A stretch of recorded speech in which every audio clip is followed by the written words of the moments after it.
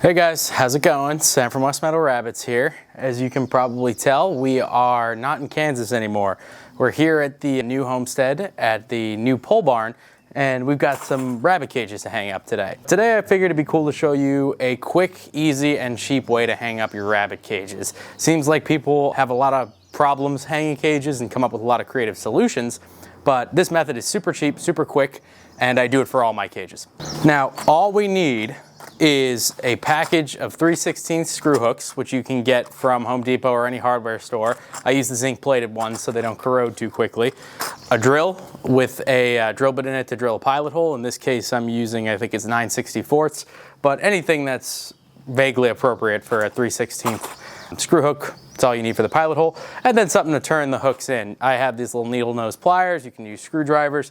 I've seen people use power tools, but I mostly do it by hand just because when you have a homestead, you're pretty busy, so I like to skip the gym, and this kind of stuff gives me my workouts. Now, as you can see, we've got two of my kind of standard rabbit cages that I build here.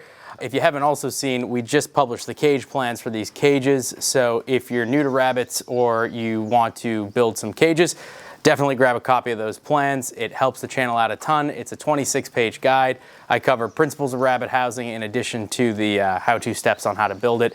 Fully illustrated with color photography. I think it's a really great product. Took a ton of effort to make. So if you have the ability or desire, check that out. Link is below in the description. But anyways, let's get into hanging these.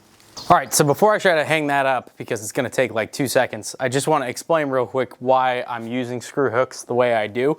So one of the things you see a lot with rabbitries, especially kind of more fly-by-night operations, is they'll actually just hang the cages from chain. And that's a bit of a pet peeve of mine because obviously animal welfare is very important to me. And if you think about it, a rabbit is a creature of the ground. It's not used to being up in the air. It's used to being on nice solid surfaces. So if this cage is shaking around every time the rabbit moves, then that's going to be a pretty unpleasant experience for the rabbit. Not to mention it's going to be feed spilling, water spilling. It's just not a great situation. Wears things out, not ideal. So the cool thing you'll notice about the way we've done this is this cage is totally solid. And that's because these cages are heavy enough, especially with the rabbit inside, that it pulls down on these screw hooks pretty nicely. And even if the rabbit was to go absolutely bananas, the hook itself, you know, as the name implies, is hooked up. So it's not like the cage is going to hop out. And this cage is actually locked in here, and I'll show you how when we install the screw hooks. So it's not even physically possible for it to come off these hooks, even if there was an earthquake, basically. The other important thing with this setup in this barn, you can see up here we've got this 2x4 superstructure. You'll notice nothing is in contact with the ground. The cage is not sitting on top of anything. There's no uprights that the cage is attached to that are attached to the ground. It's completely suspended, and this 2x4 structure is actually hung off of the ceiling joists. Again, the reason there is that wood is a pathway for parasites, particularly mites, which are miserable. Ear mites, mange. Once you get them, very hard to get rid of, very unpleasant to deal with. And those parasites essentially live on the ground. So by making sure there's absolutely no connection to the ground, we make sure that our rabbits are far away from any feces, urine, or parasites there might be. So long story short, we go into this more in the cage plans, but we're gonna have a cage that's hung in a way that keeps it rock solid like the rabbit is on the ground without any of the drawbacks of having something actually physically attached to the ground. So let's get into this. First thing you're gonna wanna do is get a marker, which I forgot to mention on the supply list. I start with the back rear corner and mark approximately where I want the back corner of my cage to be. Now bear in mind, on these cages, the top part has a 2-inch gap between each wire square or rectangle. So the hook is not gonna go right on the edge of that. It's gonna kind of go right in the center of that 2-inch space of the wire. Obviously, put your mark in the center of the stud. That's where your screw hook is going to go. And I like to leave at least a few inch gap between cages. Male cages will have urine guards on them, so technically they could be touching. But again, for parasite control reasons, we don't want physical contact between any of these cages. Another thing I forgot to mention that's super convenient about these cages is this is a totally modular system. These cages aren't in contact with each other at all, which is great from a parasite control perspective.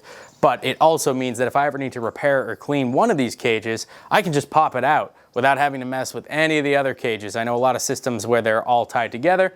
Guess what? Now if you need to do anything to one of those cages, you got to deal with all of them. All right, so once you have that first mark in, you just grab your drill and we're just gonna bust a little pilot hole in there. This isn't rocket science. If you know how to use a power drill, this should be pretty easy. And with the pilot hole installed, we're gonna put our first screw hook in. Like I said, I think somebody left a comment on a video of mine years ago about a trick to do this with power equipment, but I use this as my gym and it's a good forearm exercise. So I'll go ahead and put this one in by hand. And when it does get a little tight, I have my needle nose as needed. So as far as depth, you can go all the way in if you want to. I pretty much stop one turn after where the thread disappears into the wood. And for these back two screw hooks, the hook opening is going to be facing forward. All right, so after we have that first screw hook in, we're just going to grab our cage and essentially take that first 2-inch gap right on the corner, which if you've read the cage plans, you know we've reinforced for this, and hang the cage there. Super loosey-goosey, no drama. As far as a weight perspective, that one screw hook alone could probably hold it.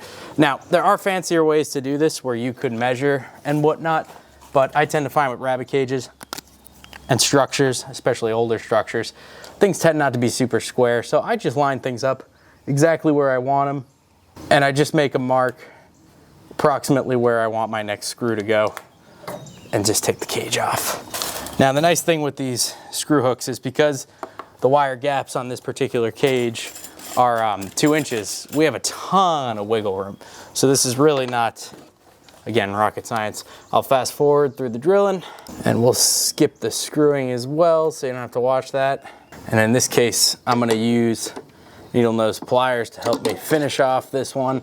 Also worth pointing out that it's not the end of the world if the screws aren't in there perfectly straight, the screw hooks, because again, we have a ton of wiggle room and I'll show you how we're gonna level it after. So that screw's facing forward. All good. Next step, pop this up. This is always my favorite step. Put that on there. Ooh. Sometimes it gets caught on the wrong wire, it's fine. Now check this out. Voila.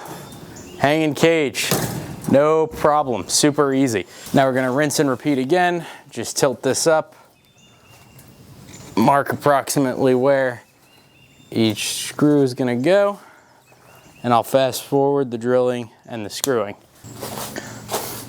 All right, so with these guys, we're gonna do something a little different with the front screws. We're only gonna screw them till right when the thread starts to disappear in there. And rather than finishing this off, I'm gonna stop it so it's like that, you know, facing the same direction as this 2x4. And this is how we're actually gonna level them. So the next step here is to bring this bad boy up. Now you can see on this side, as well as the other side we're in. Now I'm going to straighten this screw out so the cage will hang on it. And I'm doing that same thing on the other side.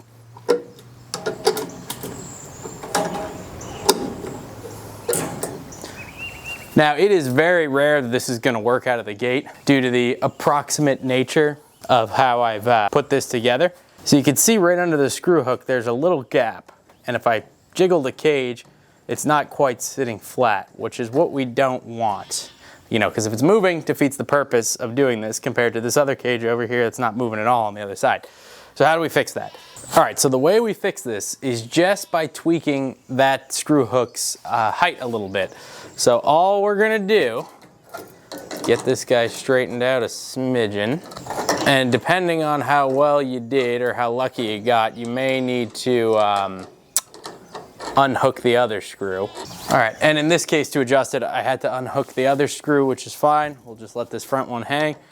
And then we're just gonna tighten it to start one more rotation. And I like to get it as far along as I can.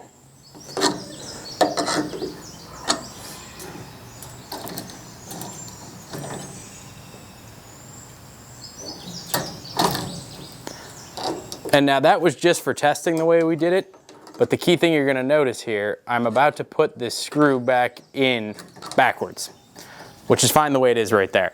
So I'm gonna do the same thing on the other one, but the screw is now facing towards the back wall. And this is important because now it can't escape. If the front wants to come out, it's being held in place by the back and vice versa.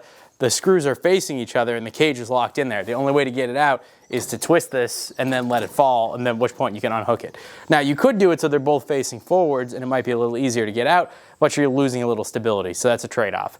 Now I'm gonna go hang the other side and see where we're at. And there you have it, folks. Pretty much a perfectly hung meat rabbit cage. You may have to go around and tweak the hooks a bit, so you can still turn them. They don't have to be straight on once the cage is hung inside this little wire gap. So you can turn the hook as needed to gain or lose a little height. Another trick is you can use the J-clip reinforcements that I mentioned earlier that we discussed in the cage plans. Those can actually give you that little fraction of an inch height you need sometimes to get things leveled out nicely. But this cage is pretty freaking solid. And the cooler thing about this is it only gets more sturdy the more weight that's added. So if you have a doe with a litter, yeah, those rabbits are gonna be a lot more active because it's a bit crowded in here, but all that weight actually pulls it down more. Versus an empty cage like this, you can still kind of shove it around because it's an empty cage. But again, the rabbit itself is not gonna be able to move it. So I hope that was helpful, guys. That's how I hang my rabbit cages. It worked out really well. I've kind of refined this over the years, and now that we have this purpose-built pole barn, this is pretty much how I think it should look, and it will serve you well. As I mentioned earlier, if you want more details on how we do this and the design philosophy behind it, please check out that ebook. It is a huge help to the channel, and it means a lot to see people benefiting from it. Otherwise, guys, thank you so much. Now that we've got the rabbits moved in here, we'll be making some more videos soon, and I'm looking forward to talking to you all in the comments.